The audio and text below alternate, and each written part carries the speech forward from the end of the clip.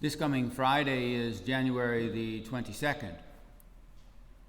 48 years ago, on January 22nd, 1973, there was a Supreme Court decision called Roe v. Wade, which legalized abortion in the United States on demand. Abortion is now legal in all 50 states. It is estimated that since 1973, in the United States alone, not considering other countries, just the United States, it is estimated since January 22nd, 1973, in the United States, that there have been over 60 million surgical abortions. That's just an estimate. Probably there are far more. When one child dies, it is a tragedy. How do you mourn for 60 million? How do you mourn for 60 million children? How do you defend that? Unborn children have no voice. They are the most innocent. They are the most vulnerable citizens of our country. Our country. You know what Mother Teresa said? Mother Teresa said that the primary destroyer of peace in the world is abortion. The primary destroyer of peace in the world is abortion. Why would she say that? I will tell you what I think. I'm interpreting her words. I think what she meant was this, that if it is legal, if it is permitted in a society to do a violent act, such as abortion, on an innocent, voiceless, vulnerable citizen, that if you can do that, then all other violence will follow. That's what I think she meant. If you can do that, then that destroys all peace. Some of you may have been to Florida for a vacation. In some places, on some beaches in Florida, they have a sign. You may have seen this sign. That'd be a sign, a nice, beautiful sign. And it'll have a turtle on it. And the turtle is smiling, a smiling turtle, a sea turtle. And underneath the picture, you will read the following. Do not disturb the turtle eggs. Sea turtles are protected by county, state, and federal law. If you disturb the turtle eggs, you will be fined. We are very confused people. We are very confused, very confused.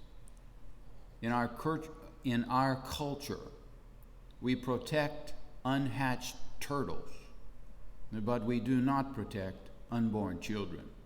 We are very confused. In some of the other parishes that I've served in, they used to have Boy Scout troops, and sometimes the Boy Scouts would invite me to go with them on some of their outings. It was always a lot of fun for me. And they would always show me how they could navigate using a magnetic compass. They could pick this direction or that direction. And the magnetic compass always points to north. Inside of each of you, you have a compass too, not magnetic, but moral. You have a moral compass. It's called your conscience. And it should point to truth. If your conscience is well formed, your conscience should point to truth, the way that a magnetic compass points to north.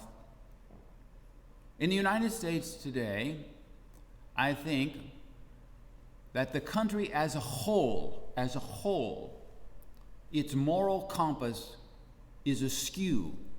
And in many cases, the moral compass of the United States, which should point to truth that comes from God, which should point to God's truth, it does not. It goes like this, like that. And the reason I say that is because there is no such thing anymore as absolute truth, where something is always wrong. For example, abortion is always wrong in the eyes of God. But for modern America, well, it may be wrong for you, but it's right for me. In other words, whether something is right or wrong doesn't come from God. Whether something is right or wrong comes from you. You decide. You decide. It's called situational ethics. It's where the situation in which you find yourself determines the rightness or the wrongness of a particular activity. And so there is no absolute right or no wrong, and so what happens is the poor people, especially young people, they are very confused as to what is right or what is wrong. When John Paul II came to the United States, he said that the culture in which we live, modern American culture, is a culture of death. Death. Why did he say that? Multiple reasons. I'll list just a few. The first is that you have the legalization of surgical abortion in the United States. That is wrong. Many people would claim it is a woman's right. You never have the right to do what's wrong. So, he would label the culture as a culture of death because it's anti-life. Another one is assisted suicide, which is legal in several states and probably will be in the not-too-distant future legal in others. You have the widespread use of contraception among many couples of childbearing age, including Catholics. The widespread use of contraception.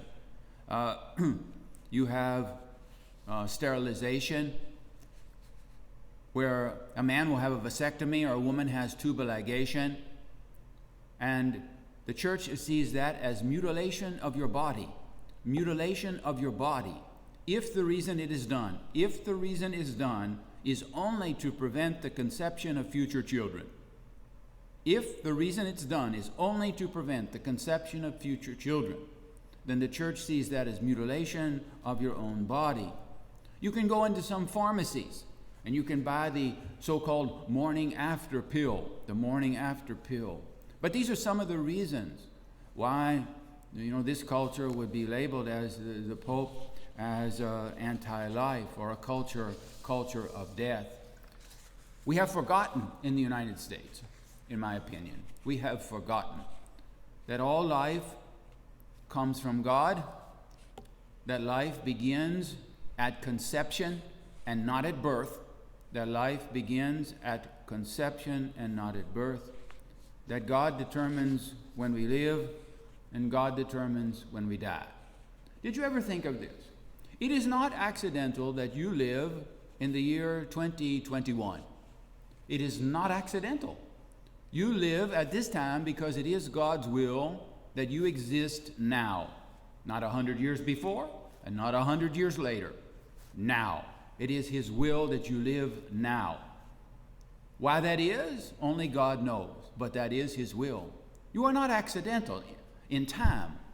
God determines when we live, and God determines when we die. We have forgotten that all life is sacred. The lives of the unborn children are sacred. The lives of prisoners, people who are mentally handicapped, the lives of people who are disabled, the lives of people who are sick, especially those who are near death, the lives of the elderly, are all sacred. We are made in the image and in the likeness of Almighty God. There's a beautiful Bible verse. Some of you may have committed it to memory. It's from the Old Testament prophet named Jeremiah. It's from Jeremiah chapter 1, if you'd like to read it.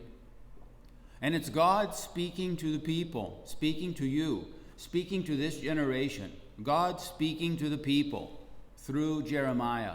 And God says, listen, before I formed you in the womb, I knew you. And before you were born, I consecrated you.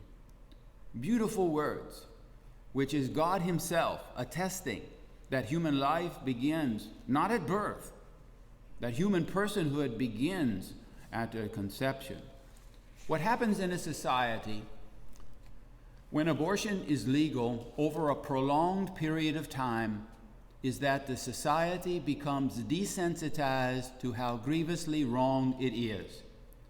In the United States, it's been legal since 1973. There are so many people that have never known anything but a society in which abortion is legal. A few thoughts about mercy. God is just, which means you get what you deserve, and God is merciful. Mercy means He extends to us undeserved forgiveness. He's just and He's merciful. I spoke a little bit about abortion being a sin and how it's wrong. It's contrary to God's law. Let me talk about mercy for just a minute or two. I was a chaplain, the Catholic chaplain, in three federal prisons. One of the prisons was a prison for women. There were about 350 women felons in the prison. After I was there 6 months or a year, they became my best friends. Fascinating stories of life, people you would never have any experience with at all. And after they kind of got to trust me and to know me and became comfortable with me, they'd come to me, a large number of them, come to me and they'd say something like this, not exact, but something like this. They'd say, "Father, years ago, I had an abortion." Or they'd say something like this, "Father, years ago, I had 4 abortions." I had one woman came to me and she said she had 7. They'd come, "Father, years ago, I had an abortion or multiple ones." And then they'd say this, please listen. They'd say, "At the time that I did that, I felt trapped. I was desperate. I saw no alternative. I had nowhere to turn. I was in a crisis. The father didn't want the child." And then they'd go on and say, "Father, I so regret that decision. It makes me so sad. I so regret the decision. I feel alienated," they would say, "from God and from the church." And then they'd ask the question that they really wanted to ask. They said all that is preliminary. And then they'd ask the question they really wanted to ask. You know what it was? This is the question. "Father, will God forgive me? Father, will God forgive me?" And I always tell them the same thing. I would always say the same thing to them. And I would say, there is no sin, no matter what it is, no matter how grievous it is, there is no sin which is beyond the mercy of God. None. And then I would go on and tell them a little bit about several biblical figures. Always I would talk about 2. One is Mary Magdalene. Mary Magdalene was a prostitute. We don't know whether or not she had abortions or not. My own personal opinion is that she did, but we don't know for sure. But she was a prostitute. She meets Christ. 7 devils are driven from that woman. It says that. 7 devils were driven from the woman. She was possessed. She has an experience of radical conversion when she meets Christ. Do you know who the first person was? The first person, if you read the Bible, who Jesus appeared to after the resurrection? It was her. Do you know who took the message of the resurrection to the 12 apostles, to the apostles? You know who took the message? Her. She, for that reason, is called the apostle to the apostles, because she took the message of the resurrection from Christ to them. She's called the apostle to the apostles, a recovered prostitute. With God, he sees things not the way we do, not the way we do. Another good example is Paul. Paul was an accomplice to murder, and possibly he committed other murders himself. We do not know. We know for sure that he stood by and held the coats while a mob stoned to death St. Stephen. We know that for sure. He gets knocked off his high horse. That needs to happen to some of us, by the way. He gets knocked off his high horse, has a vision. You know, God speaks to him. "Why do you persecute me?" He goes on and he writes most of the pages of the New Testament, that man. What I want you to do for me, though, is this. If you know anybody who's ever had an abortion, if you know a man who advocated for one, if you know a man who paid for one, if you know grandparents who paid for one, if you know a woman who had one, you cannot imagine the pain which resides in those people, because deep down inside, every person knows that's wrong. Deep down inside, they know that because they come from God. But if you know anybody associated with abortion in any way, you should say to them, never forget the mercy of God. Never push them away, never condemn them, never push them away, and never condemn them. Talk to them about the unconditional love of God. Talk to them about the church. being a hospital for sinners, not a place for the perfect.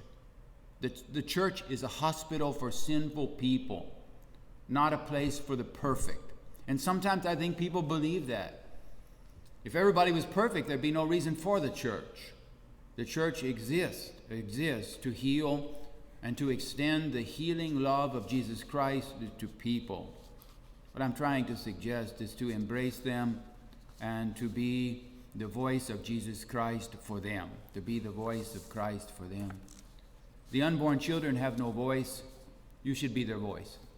May I finish with this beautiful quotation from the book of Jeremiah.